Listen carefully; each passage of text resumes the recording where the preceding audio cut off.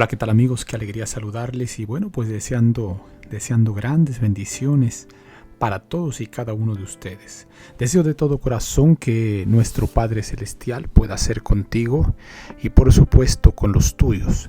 Si estás pasando por alguna aflicción, por alguna tristeza, por algún momento complicado, oramos por ti.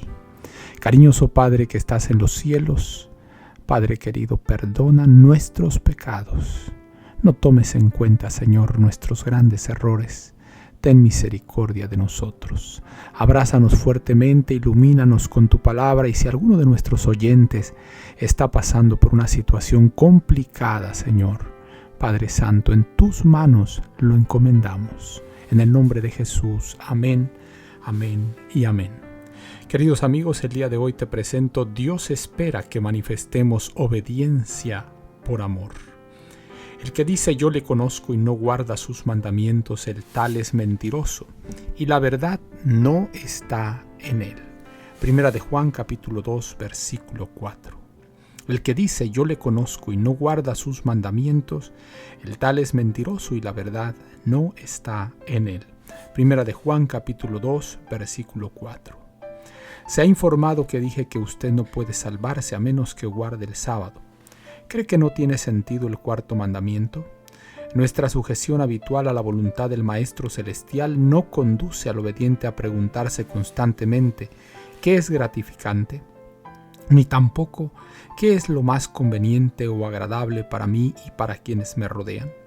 Sino que ¿qué requiere el Señor? ¿Cuál es la voluntad de Dios para mí?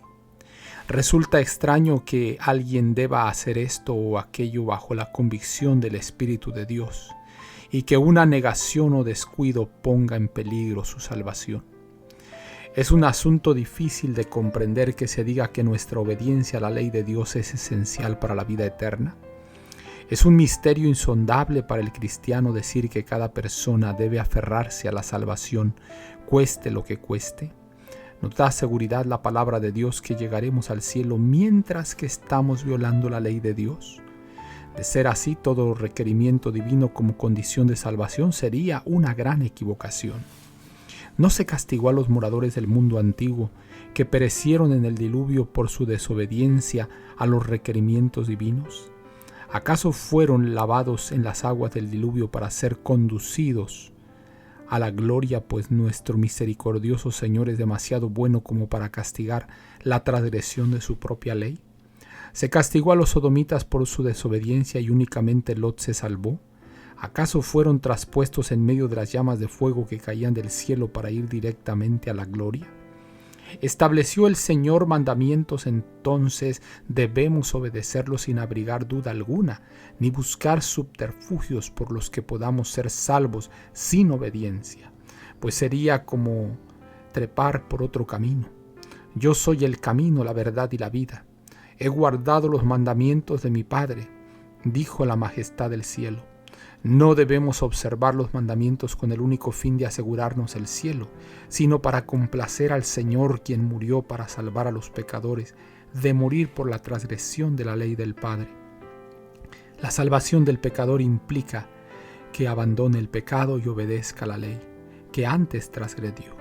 Nadie debiera aventurarse o interpretar mal la misericordia de Dios, sintiéndose en libertad de pecar cuanto le plazca. Es una triste decisión la de seguir a Cristo desde tan lejos como sea posible y aventurarse a llegar tan cerca del borde de la perdición como se pueda sin caer al abismo. Carta 35b, año 1877. Pues bien, queridos amigos y hermanos, sin lugar a duda, esta es una gran oportunidad de poder pedir la dirección de nuestro Padre Celestial. Dios eterno, que estás en los cielos. Santo, santo, santo es tu nombre, Señor. En tus manos nos encomendamos y pedimos que nos des de tu gracia para obedecerte. Guárdanos muy cerca de tu corazón. En el nombre de Jesús lo agradecemos. Amén, amén y amén. Jehová te bendiga y te guarde. Jehová haga resplandecer su rostro sobre ti y tenga de ti misericordia. Jehová alce a ti su rostro y ponga en ti paz. No lo olvides, conserva una sonrisa en tus labios, una oración en la mente y una canción en el corazón. Hasta la próxima.